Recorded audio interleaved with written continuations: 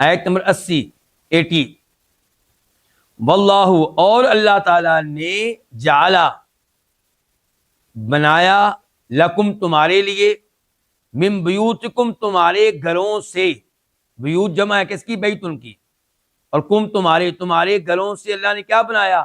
سکنن رہنے کی جگہ یا سکون کی جگہ، دونوں ترجمے کیے جا سکتے ہیں۔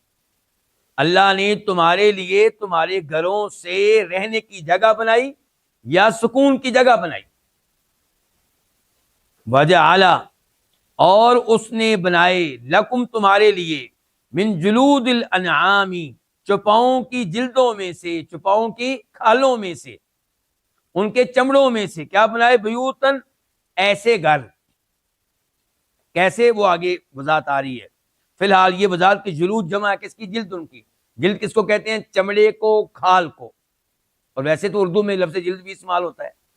الانعام نعام کی جمع ہے، چوپائے۔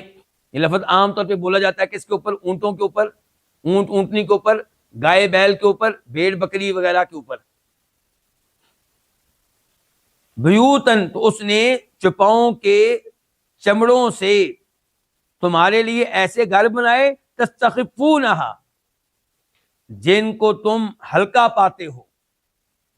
تستخفون تم ہلکا پاتے ہو، ہاں ان گھروں کو،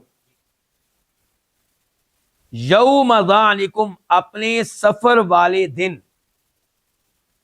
ظعن کا معنی سفر کرنا، کوچ کرنا، یوم دن، وقت، کم تمہارا، اپنا، ویوم اقامتکم اور اپنی اقامت کے دن اور اپنے قیام والے دن۔ ومن اصوافہا اور ان کی اونوں سے، اصواف صوف ان کی جمع ہے، کس کو کہتے ہیں؟ بھیڑوں کی اون کو۔ بھیڑوں کی جو اوپر ہوتا ہے ان کی چمڑے کے اوپر، اس کو کیا کہتے ہیں؟ اون۔ اور ہا سے مراد ہے انعام، اور ان کی اونوں میں سے، وأوبارہا اور ان کے پشموں میں سے۔ اوبار جمع ہے وبر ان کی، اونٹوں کے جو بال ہوتے ہیں ان کو وبر کہتے ہیں۔ کن کے بال؟ عربی زبان بڑی فصیح ہے، ہماری اردو میں بال ہی بال ہیں، اور عربی میں کہیں اصواف ہے، کہیں اوبار ہے، کہیں اشعار ہے۔ واشعارہا اور ان کے بالوں میں سے، اور اشعار شعر ان کی جمع ہے، یہ لفظ بکری کے لیے استعمال ہوگا، بکری بکرے کے لیے۔ اچھا، ان سے کیا بنایا اللہ تعالی نے؟ اثاثاً گھر کا سامان، ومتاعاً اور فائدے کی چیزیں، الی حین ایک وقت تک۔ اس آیت کی تفسیر کیا ہے؟ اور یہاں پہ میں یہ کہنا چاہوں گا کہ اللہ کی یہ قدرت اور اللہ کی یہ نعمتیں اپنی جگہ پہ، ان کا بیان کر دینا یہ بہت بڑی نعمت ہے۔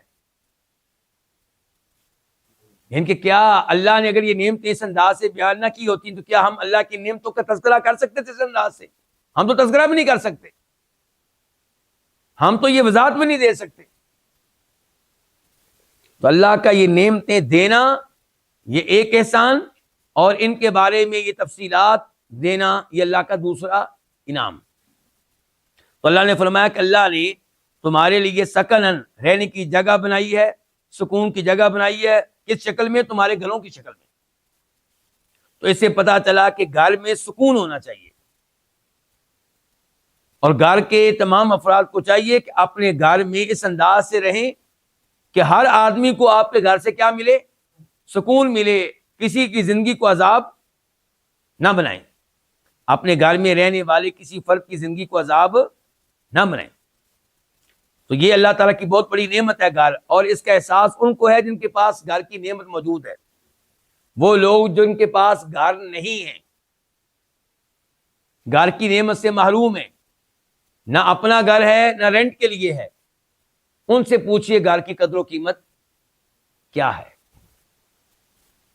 وَجَعَلَ لَكُم مِّن جُلُودِ الْأَنْعَامِ بُيُوتًا اور اللہ نے تمہارے لیے چوپاؤں کی کھالوں سے کیا بنائے؟ ایسے گھر بنائے جن کو تم ہلکا جانتے ہو اپنے سفر والے دن اور اپنے قیام والے دن۔ اس سے مراد کیا ہے؟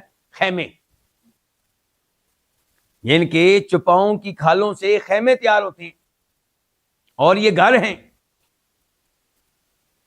یعنی کہ چمڑے کا جو خیمہ ہے یہ گھر ہے، اور اس کو گھر کے طور پہ آپ سفر میں بھی استعمال کر سکتے ہیں اور اپنے شہر میں بھی آپ استعمال کر سکتے ہیں۔ تو یہ بھی اللہ کا بہت بڑا انعام ہے، گھر اور ہلکا پھلکا گھر۔ کہاں وہ گھر جن میں ہم بیٹھے ہوئے ہیں، یہاں پہ سیمنٹ استعمال ہوتا ہے، لوہا استعمال ہوتا ہے، بدری استعمال ہوتی ہے، ریت استعمال ہوتی ہے، بہت کچھ یہاں پہ استعمال ہوتا ہے، باری باری چیزیں استعمال ہوتی ہیں، اور کہاں یہ گھر جو ہلکا پھلکا سا ہے، اس کو اپنے ساتھ جہاں چاہیں لے جائیں۔ وَمِنْ أَصْوَافِهَا، اس کا تعلق ہے من جلود الانعام سے، کہ اللہ نے پہلے کہا کہ اللہ نے تمہارے لیے چوپاؤں کے چمڑوں سے ایسے گھر بنائے جن کو تم ہلکا پھلکا جانتے ہو سفر والے دن اور قیام والے دن۔ پھر آگے کہا وَمِنْ أَصْوَافِهَا وَبَارِ وَشَعَرِهَا، اور اللہ نے بنائے ان چوپاؤں کی اونوں سے اور ان کے پشموں سے اور ان کے بالوں سے، کیا بنائے؟ اساساً ان سے اللہ نے بنایا گھر کا سامان۔ ان کے گھر کی کئی چیزیں ان سے تیار ہوتی ہیں، مثال کے طور پہ چادریں اور کپڑے ان کے بالوں سے تیار ہوتے ہیں، چٹائیاں تیار ہوتی ہیں۔ وَمَتَاعًا إِلَىٰ حِينٍ، اور اس میں فائدے کی کئی چیزیں ہیں، إِلَىٰ حِينٍ، ایک وقت تک، یعنی کہ جب تک کہ یہ چیزیں پھٹ نہ جائیں، بوسیدہ نہ ہو جائیں، تم لوگ ان سے فائدہ اٹھاتے رہتے ہو۔ تو جس اللہ کے بڑے بڑے انعامات ہیں، یہ بڑی بڑی مخلوقات ہیں، یہ بڑی بڑی قدرتیں ہیں، وہی اللہ تعالیٰ اکیلا عبادت کے لائق ہے۔